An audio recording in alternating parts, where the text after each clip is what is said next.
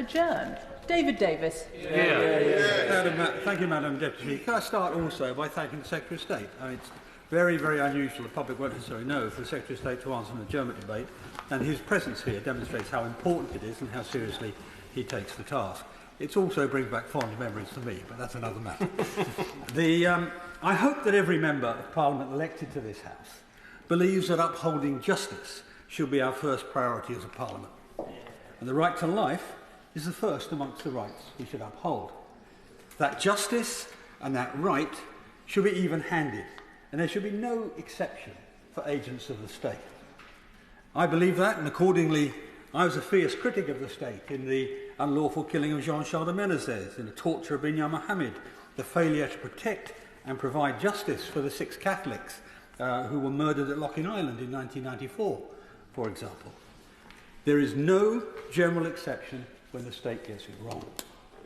But justice must, by definition, be fair and practical. And I'm afraid the findings of the Northern Ireland coroner on the Clonoe incident were neither. To understand the significance of this inquest ruling, we must consider the context. Operation Banner was the British Army's longest deployment, spanning from 1969 to 2007. Over 300,000 soldiers served sequentially in Northern Ireland. And despite immense challenges, the British Army performed admirably. Yes. They were not beyond reproach. Bloody Sunday is a striking example, I fear. But the massive majority of our soldiers acted with professionalism and restraint in the face of danger. The Troubles led to 3,500 deaths and 50,000 injuries. Over 90% of them were caused by the paramilitaries, brought about by the paramilitaries. The British Army's rules of engagement were clear, governed by the yellow card, which soldiers carry at all times. Soldiers are required to issue a challenge before using force, unless doing so put them or others in immediate danger. I repeat that, unless doing so put them or others in immediate danger. The intent was clear, to protect innocent lives whilst allowing the use of lethal force when it was necessary and reasonable to do so. 1,400 members of the security forces died in those troubles. They killed approximately 300 terrorists. Those figures and that ratio reveal the discipline and restraint of our soldiers and our policemen acting under yellow card rules. Quite right, yeah. They also reflect the personal risk to the soldiers and policemen of observing those rules. Unsurprisingly, the IRA members never carried a yellow card. They targeted civilians and committed murder without warning. Their methods ranged from torture, followed by a bullet in the back of the head, through the mass murder of innocent civilians in atrocities such as the Omagh, Cloudie and Ballykelly bombings, and the utterly cold-blooded Kingsmill executions. And incidentally, the IRA was responsible for more Catholic deaths during the Troubles than any other group. The IRA were terrorists, but we should not forget that they were also criminals, specialising in organised crime. They made £5 or £6 million a year from protection rackets, smuggling, extortion, drugs, tax frauds, state benefit fraud, fraudulent front companies, illegal gambling, theft and other crimes throughout the island of Ireland. If colleagues want evidence of this criminality, in 1990, I carried out an investigation of those activities, which was written up on the 6th of November of that year in the Financial Times. But the point is, the IRA was both a criminal gang and a terrorist organisation. But now it's trying to rewrite history. I give way. Jim Shannon. First of all, can I commend the Honourable Gentleman for Gould and Pocklington for bringing this forward. He's been a stalwart supporter of the armed forces at every occasion in the time that I've been in this House. He's been a supporter of right and justice, and I think he sets a standard for us all to follow, and I commend him for that and thank him. And I'm also going to thank him for working alongside my party leader, the Honourable Member for East Belfast, and also the Shadow Deputy Secretary on these issues, and for helping to move forward for the adjournment debate tonight. Does the Right Honourable Member not agree that the message sent through this coroner's report is a massive overstep of power, would have security implications for every branch of policing and armed forces in the United Kingdom of Great Britain and Northern Ireland, and must be struck down not only as ultra-virus but as factually incorrect? Those who carried out the attack in the RUC station did so with the intent to take life, and they were rightly assessed as that and dealt with in an appropriate manner. And this Republican rewrite of truth must end now in this chamber. Thank you. Well, he's exactly right. He prefaces really what I intend to say, and in particular, of course, he repeats the point his own party leader made in the urgent question when he said that this judgment was ultra vires, and I believe he was right in that, although I'm going to leave that to the lawyers. But to answer the rest of his question, really we have to return to the actual facts of the Clonoe incident. The self-styled East Tyrone Brigade was one of the most active provisional IRA units. In the late 1980s and the early 1990s, they undertook a surge of activity, pursuing a Maoist-style murder strategy. I think it was called the Linar strategy at the time. In August 1988, 8 soldiers were killed by a pyrobomb at Ballygawley. On the 7th of March 1989, 3 Protestants were shot dead at a garage in Coke. A former member of the Ulster Defence Regiment, Derek Ferguson, was murdered in 1991, also at Coke. An attack against Glenelg Army Barracks on the 31st of May 1991 left 3 soldiers dead.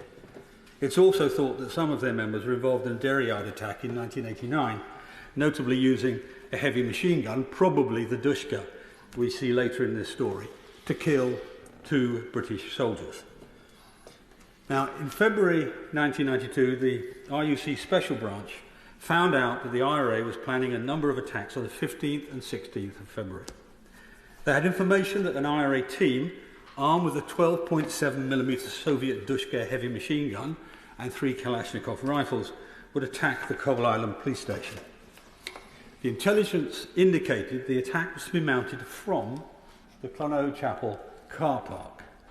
So the SAS commander's plan was to arrest the terrorists as they formed up at the car park, preventing the attack on the police station altogether and seizing the heavy machine gun. The commander didn't know how many terrorists, vehicles or weapons would be involved, but it was thought that as many as 20 IRA members could be involved. The troop sergeant assessed the rather straggly hedge line adjacent to the car park was the only suitable position where partial concealment was possible. It notably did not provide cover from gunfire. The SAS team carried the standard Heckler & Koch G3K rifle, and 1 soldier had a general-purpose machine gun. Perhaps more notably in this context, some had shotguns loaded with alternate rounds designed to smash windscreens and deliver tear gas to immobilise the drivers and stop the vehicles.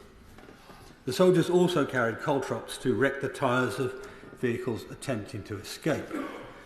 Similarly, armour-piercing rounds that the judge referred to, which would of course penetrate body armour, but its primary purpose in this context was to penetrate the engine blocks of the vehicles and stop them.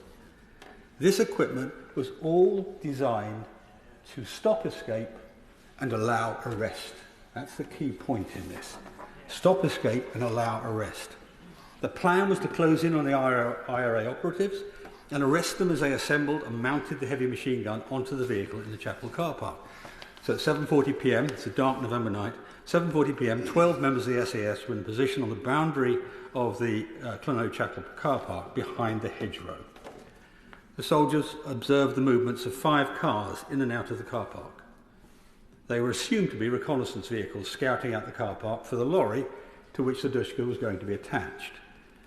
But the intelligence briefing was wrong, an error which ended up creating chaos and extreme danger. Instead, at around 22:40 hours, the lorry-mounted Dushka was used to attack the Coal Island police station. 60 rounds were fired at close range from the Dushka and from the Kalashnikovs. The attacker's intent was clear, as my honourable friend said, to kill police officers. They were all would-be murderers. Of that there can be no doubt. The gunfire could clearly be heard, and the tracer bullets were observed by the SAS patrol in the car park at Clonoe. After a minute or two, they heard another burst of gunfire.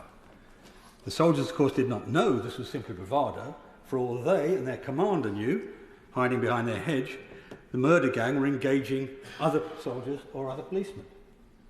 Within a minute, the lorry appeared out of the darkness, driven at breakneck speed, lurching around corners, its engine screaming in too low a gear.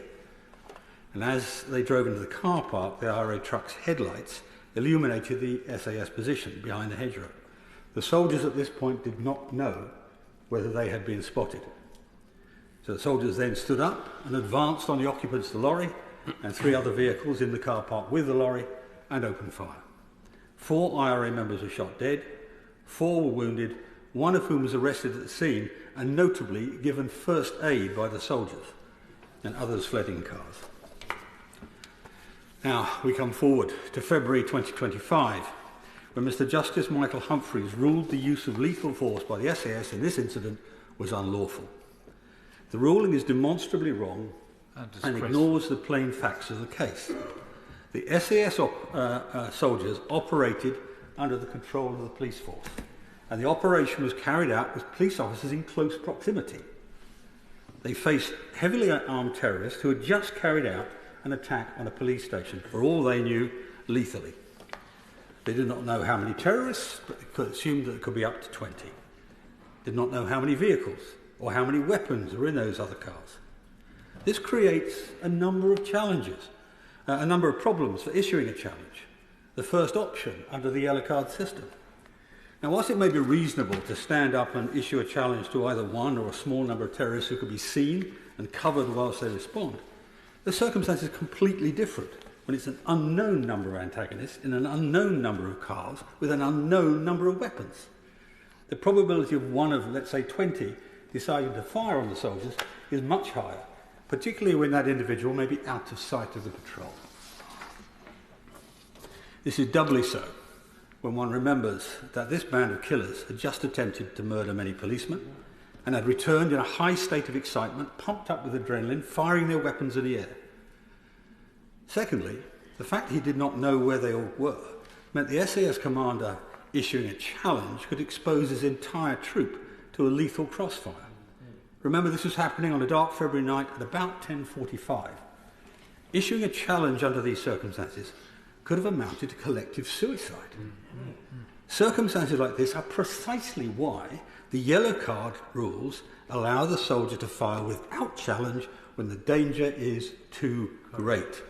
Indeed, I find it hard to imagine a more clear-cut case which allows firing without challenge than the one we see here. But the judge in his ruling ignored several significant facts and appears to be naive in his view of others. And his selection of facts appears to be extremely partial. For example, the judge made much of the SAS's use of armour-piercing bullets, but made no mention of the fact that the anti-aircraft gun the IRA was using fired armour-piercing incendiary rounds 5 times the size of any rifle bullet, or that they could be fired at a rate of 600 to 1,200 rounds a minute. These bullets can pierce concrete walls or shoot down aircraft at a mile range. The machine gun had already just been deployed and could have eliminated the entire SAS patrol in a matter of seconds. It was a terrible weapon, the capture of which before it could be used to kill more people was an important part of the SAS tasking. The judge accepted assertions that the IRA weapons all had their safety catches engaged. Well, frankly, if that were true, there was no way for the SAS commander or the troopers to know this at the beginning of the fight. No way at all. But in fact, how likely was it? Take the Dushka, which the forensic examiner said had its working parts forward with no round in the chamber. The gun was mounted on a lorry, which had just driven back at breakneck speed from Coal Island in a few minutes. During a few minutes of that journey back, to get the gun to the state described requires 9 actions, some of which require 2 hands while hanging onto the side of a lurching truck. I'm afraid it all sounds just a bit improbable. And the forensics specialist did not actually arrive until 2 hours 45 minutes after the action at a scene contaminated by firemen, police, soldiers and other staff. Indeed, she complained about that very contamination. Against the forensic specialist's views, we must take the observations of the soldiers on the ground and other evidence. 4 soldiers reported seeing flashes from the back of the lorry, which they interpreted as muzzle flashes. And these are not inexperienced soldiers we're talking about here. Yeah. They know what they're looking at. 2 soldiers heard rounds striking the ground to their right, near the hedgerow where the SAS were hiding. The forensic examiner documented bullet strike marks on the hedgerow.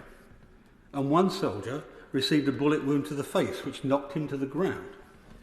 Without any forensic evidence, this was attributed to a ricochet, which would have implausibly required this round to go through a 180-degree change of direction. Soldier G heard an exchange of gunfire and saw a soldier go down, which, quotes, confirmed my belief the terrorists were shooting at us, close quotes. There was also an interview taken by the Garda, in the Republic of Ireland, by the Garda from one of the IRA drivers, who said he could not understand why his colleagues had opened fire. He had been in a position where he was able to judge where the fire was coming from, and obviously believed it was from his own side.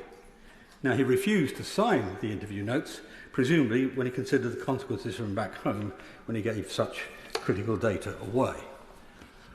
All this was countered by the claim that no casings were found, no bullet casings were found on the ground in the car park.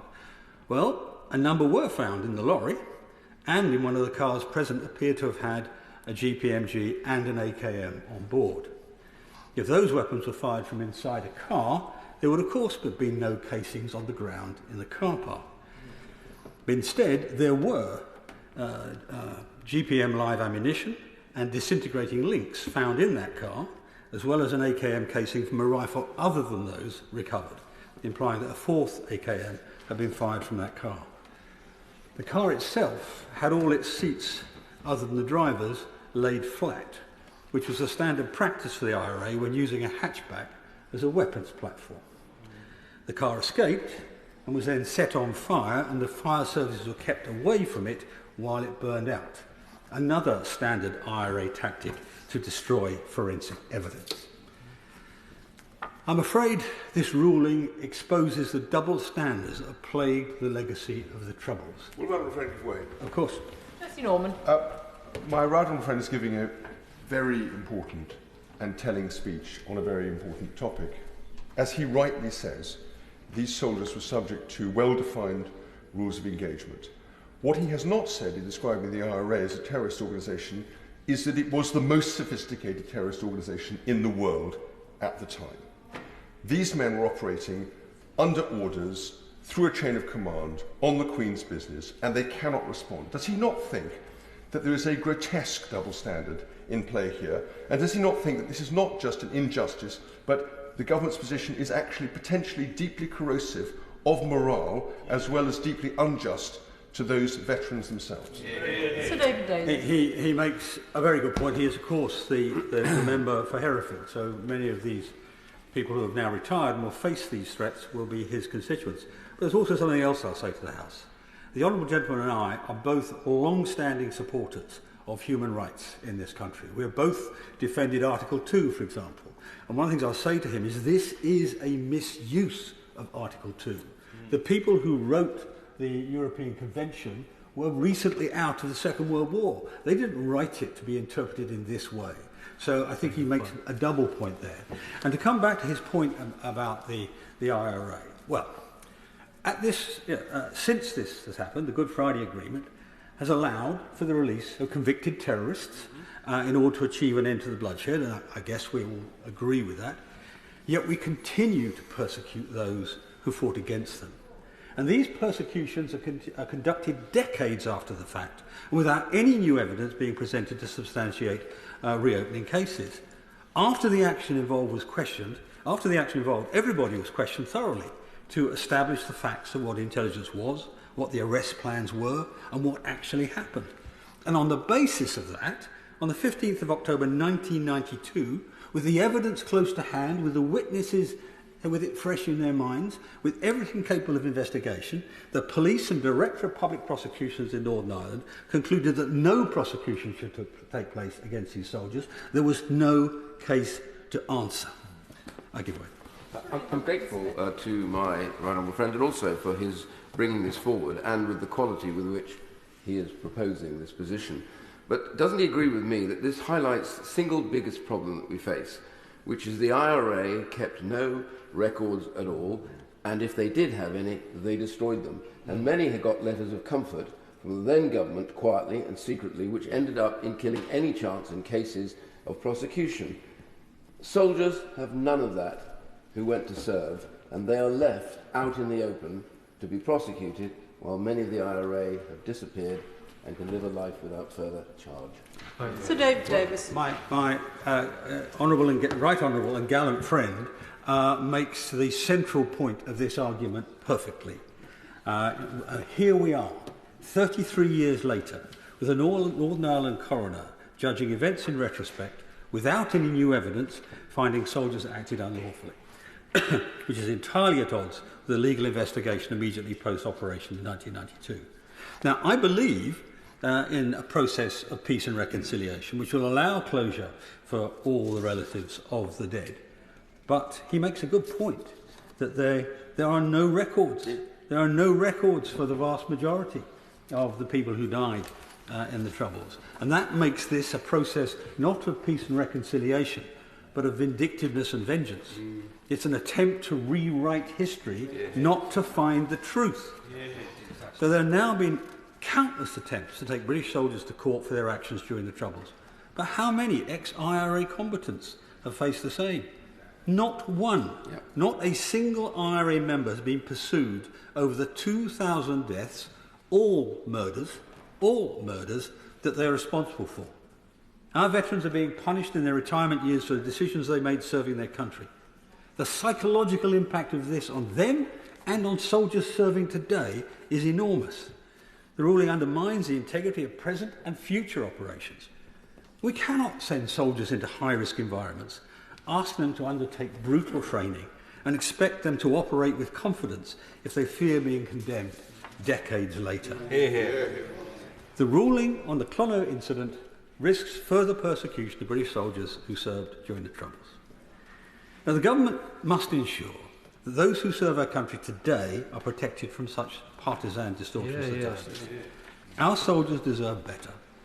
What we are seeing with the Clonoe ruling is a historic revisionism that seeks to punish those who serve our country under the most difficult and dangerous circumstances. The law must be applied fairly, and we must not allow politics to undermine the legacy of those who fought to protect our freedoms. Now, the government, I say this directly to the Secretary of State, the government gave notice at the election that they intended to remove the element of the Northern Ireland Troubles Legacy and Reconciliation Act 2023 that protects soldiers and police who served during the Troubles from prosecution. The judgment from the Northern Ireland coroner into the Clonoe incident now exposes a number of soldiers to potential prosecution. The MOD is quite properly seeking judicial review of this inquiry. But even if they win, we must put in place statutory protections for our soldiers now and in the future from this persecution. These are men who served our country with honour, heroism and skill, sometimes in the face of the most incredible danger. They are now no doubt hoping for a well-earned, peaceful retirement, not a future of endless stress and psychological torture. If the government leave them open to persecution, it will frankly be shameful and serve only to further the IRA's attempt to rewrite history of Northern Ireland. Many of you may have received letters from retired SAS soldiers about this issue. Most of them actually say in those letters that they support human rights. They support human rights. Actually, they do more than that. They guarantee those rights for the rest of us. If I finish by quoting the words of Charles Province, the American soldier and poet, he said, "It's the soldier, not the reporter, who has given us the freedom of press. It's the soldier, not the poet, who has given us the freedom of speech. It's the soldier, not the peace camp organiser, who's given us the freedom to demonstrate. It's the soldier who serves beneath the flag, whose coffin is draped by the flag, who allows the protester to burn the flag. It's the soldier, not the politician, who has given those freedoms. These soldiers are the guarantors of our security, our freedom and our justice. Surely, Secretary of State, we owe them no less in return." Sorry, and Mr. Speaker, because we've had a little more time, I just wanted to say a few words in support of my right honourable friend. I served out in Northern Ireland, as many have done, during the Troubles. We didn't ask to go there, we were sent there. and we were given real restrictions through the yellow card on how we could behave. In fact, all the soldiers that I served with were more fearful of loosing off their rifles at any stage that they would probably have erred on the area that would have brought them into danger because of being so certain that they didn't want to make a mistake. I do not know a single soldier that I ever met who thought this was some kind of game to be played. It was a life and death issue, and all of those that he describes were fully aware of their requirements under the yellow card provisions. They would not have loosed their weapons off had they not genuinely feared for their lives because of the cases that had gone before and the deaths that had happened before, because the IRA didn't give any warnings when they fired. No. And those issues are critical in all of this. And when we sit in judgment of what happened then, now, all these years after, it doesn't become justice, it becomes a pursuit in the terms of those who want to change the history, as my right honourable friend said, about what actually happened. We will all remember various individuals, but we gave away a lot in the Good Friday Agreement. For any of those who lost family members, had to put up with this requirement so that we could get peace. It takes a lot to get peace, and it takes a lot of suffering for failure thereafter to be able to find out what happened. So many of these cases where soldiers served who died bravely, there are cases to be answered about the manner of their death. I think of Robert Nairac, and I make no excuse for raising his name again, because he was captured by the IRA, he was tortured, killed, beaten, all of that. No one knows where his body lies today. His parents died not knowing what happened to him. We do not know whether he had a proper burial. We certainly know that his parents are dead, and we will never find out what happened to him and many others like him. They served their country because they believed, as my right honourable friend said, in upholding justice and freedom. The key to this whole debate this evening, and I put this to the Secretary of State, we have a duty of protection for those who put their lives on the line to protect our freedoms and our justice, to make sure that it is fair. If we forget them for any moment, then we are not worthy of being here, for they do not have a voice, and they are not able to say no when they are ordered into situations where they may die. I think the British Army, no other army in the world could have done what they did in Northern Ireland, what we did, that put up with so much and restrained ourselves with such dignity. I ask and urge the right honourable gentleman who will answer this to have listened carefully to our right honourable friend and do justice for those who fear pursuit for only one reason, political purposes. It's time to end this. Yeah. Secretary of State. Well, thank you very much indeed, Madam Deputy Speaker. Can I begin by saying I really welcome the opportunity that the right honourable gentleman has provided me and the House to listen to and to respond to this debate, and I congratulate him on having secured it.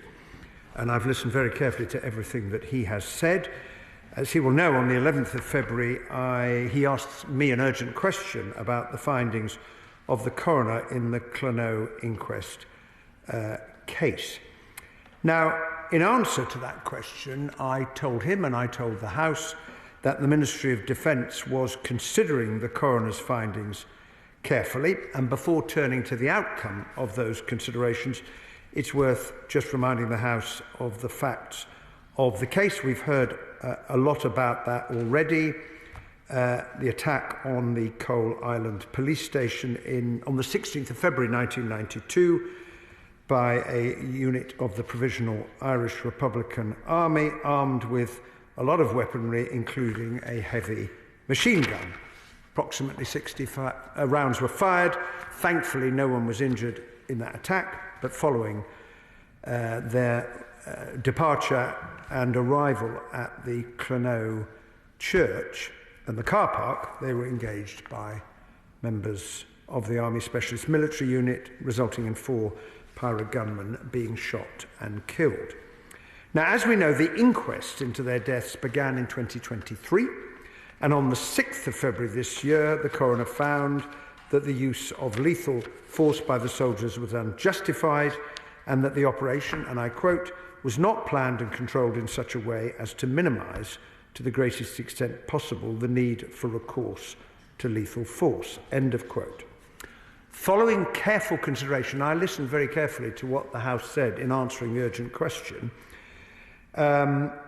The MOD has written to the coroner outlining its intention to apply for a judicial review. In its view, the findings of the coroner do not properly reflect the context of the incident, and I listened very carefully to what the Right Honourable Gentleman said about what happened, nor the challenging circumstances, the context in which members of the armed forces were serving in Northern Ireland. The Ministry of Defence has also confirmed that it is funding the veterans in question to seek a judicial review and is continuing to provide them with welfare support.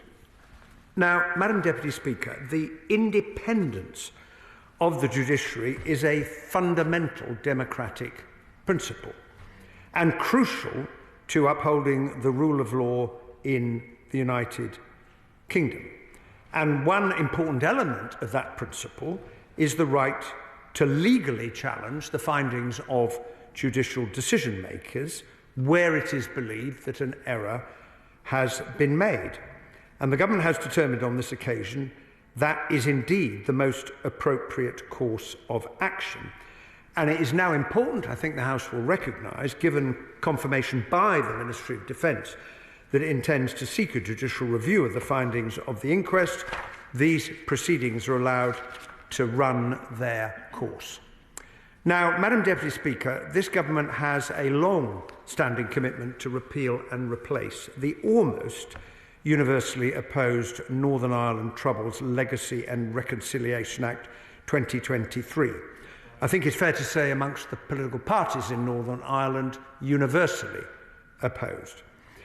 The Act has been found by the domestic courts to be unlawful in a number of respects, and we should not forget that the legislation in question made provision to grant those responsible for terrible terrorist crimes immunity from prosecution. That is what the Act did. Now, as part of our commitment to repeal and replace the Act, the government is committed to propose measures to allow inquests previously halted by that legislation to proceed. And I set this position out in my written ministerial statements of the 29th of July and the 7th of October, and in my oral statement to the House of the 4th of December 2024.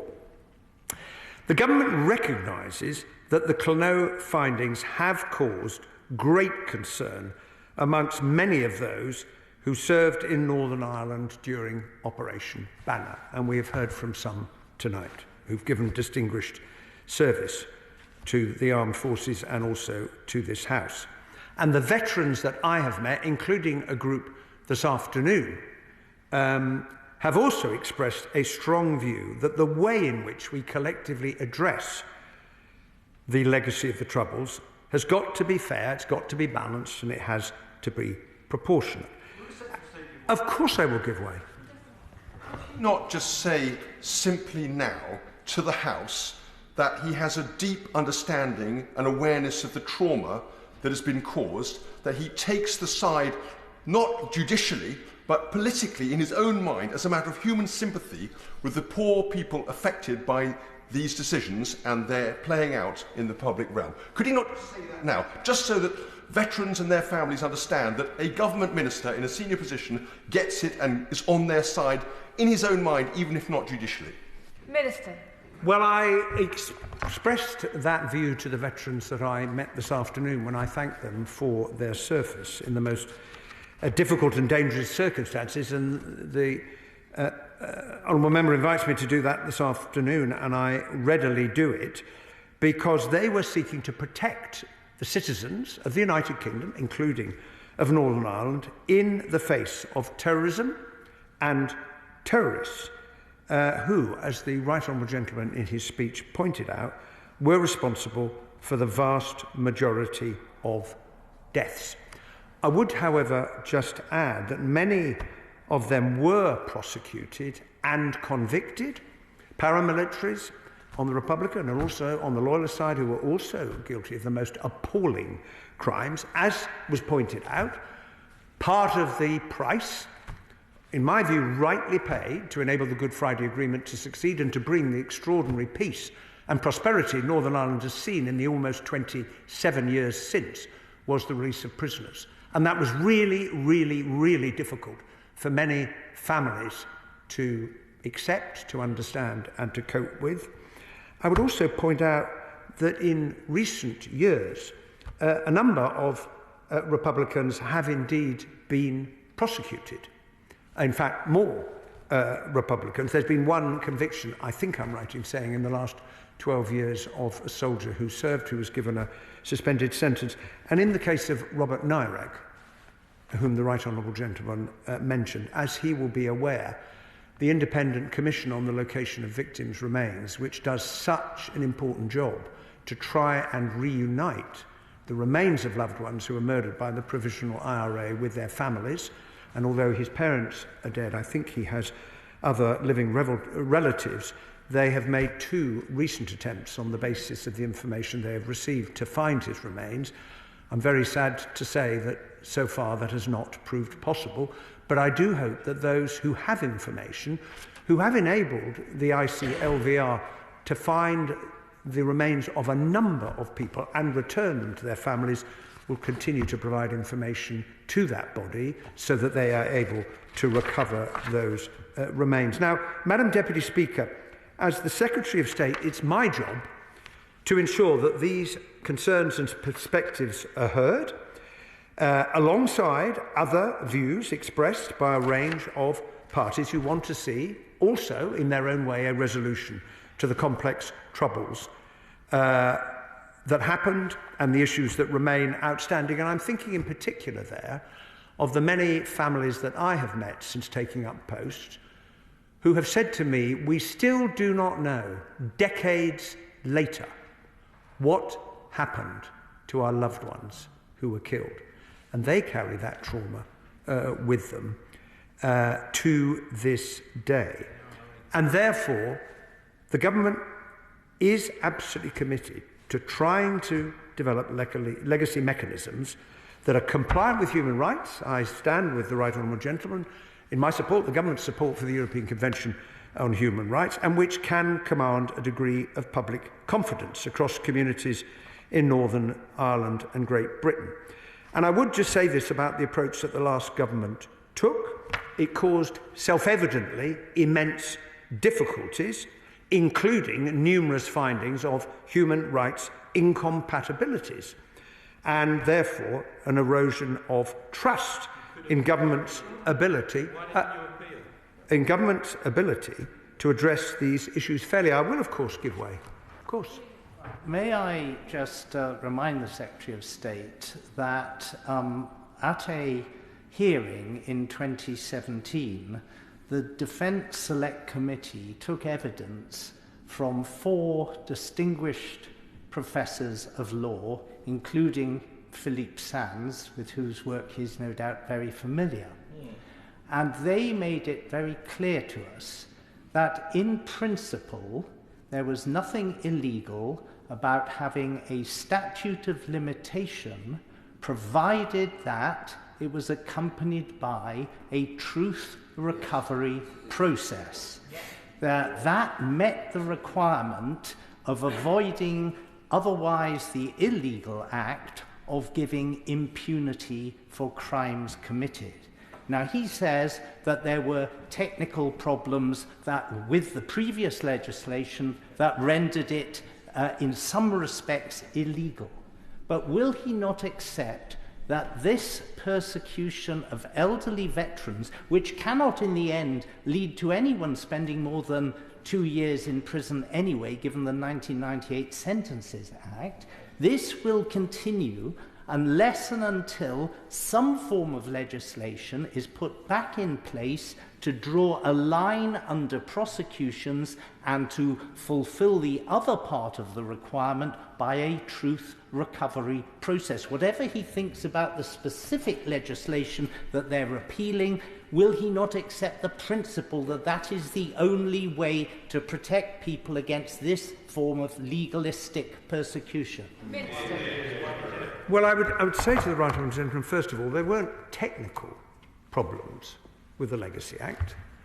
There were many legal problems with the Legacy Act. And if one says, and it's the government's position, I think it is the right honourable gentleman who called this debate's position, that we uphold the European Convention on Human Rights, I've said from the beginning I'm determined to ensure that the legacy mechanisms, in the form that they are brought before the House, are compliant with the European Convention on Human Rights. Because there are plenty of examples of other people in other countries who don't abide by the European Convention. It is, in my view, is a very, very important foundation of our liberties and our protection. And there are legal problems with it, not technicalities, if I may say so.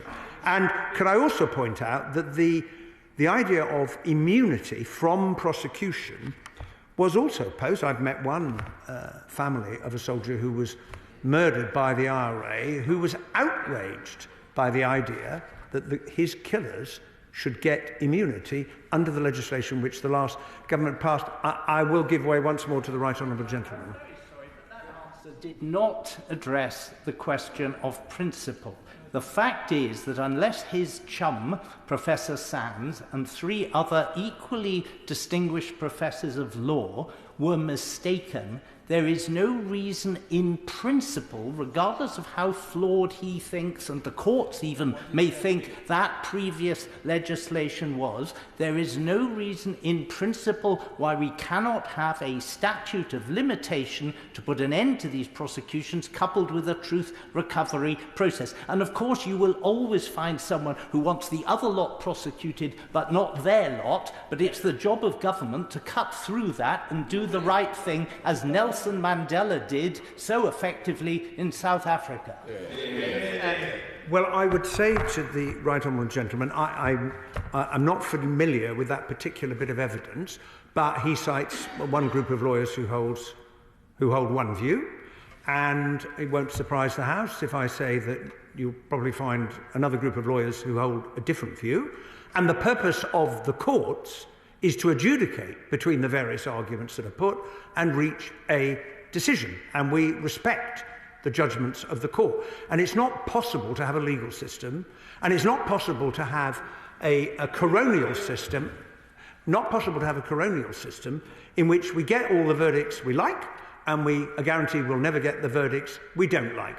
The fact is, well, we've appealed some aspects of the judgments in respect, but no, the government came into office committed to removing conditional immunity because we thought it was wrong to give terrorists immunity from prosecution for the crimes that they have committed. But I would also say to the right honourable gentleman that the truth is, as the years have passed, the prospect of prosecutions is diminishing with each passing year. And many of the families that I have met have said, look, we recognise no one is going to be held to account for what happened to our loved ones. We just want to find the answers. I will, of course, give way to the right honourable gentleman. Thank you, right honourable gentleman. One of the points which he has not come to is that there is an exquisite, that's the wrong word, an excruciating element of double jeopardy about this. Every single case we're talking about was investigated carefully by the police at the time. The soldiers and the commanders involved were interrogated as to the intelligence and the plans and the outcome at the time with all of the information available. And what we're seeing here is them being found effectively innocent 33 years ago, and then we come back again and do it all over again to get another answer that we want. So he must understand that the soldiers see this as terrible double jeopardy. But may I bring him to the underlying principle that my right honourable friend made to him. What we're all after is a mechanism, however it's found through the law, which allows us to release these soldiers from a lifetime sentence of being pursued by the courts under, frankly, in my view, a misuse of Article 2. And if it's true, as he says, that people like Philip Sands, hardly a hardline right-winger, think that we can do this possibly. Will he please give the House an undertaking? He will move every effort to deliver on that aim. Well, I would like to give the right honourable gentleman an assurance that I plan, when parliamentary time allows, to bring forward legislation to try and find a way forward. Now, the House will be the judge of that when the the legislation is published. I am consulting widely. I will continue to do so, including with veterans and others. And I am not naive about the prospect of coming up with proposals that command widespread support. But I would simply observe that the last set of proposals signally failed to command support amongst the political parties and many, many people in Northern Ireland, which is why I am having to deal with the consequence of repeated findings of incompatibility because of that legislation with the European Convention of Human Rights. Now, Madam Deputy Speaker, when I last stood at the dispatch box to address this question, I said that we owed a great debt of gratitude to those who served in Operation Banner with such distinction. I wish to repeat that statement tonight. The legacy of those who served during that awful period, the true legacy of what they did, is to be found in the peace that the people of Northern Ireland now enjoy. And if we are being honest, the armed forces did their job. We as elected representatives have to recognise that since the signing of the Good Friday Agreement, which itself was not able to get to grips with exactly how legacy would be dealt with, it had enough on its plate to secure that extraordinary agreement on that miraculous Good Friday. We have not been able to agree measures and implement them that effectively address the legacy of the past in a way that is balanced, proportionate, transparent, fair and equitable, and which have a chance of commanding a measure of public support. And that is the objective of the government. I will do my best to achieve it, but the House will be the judge.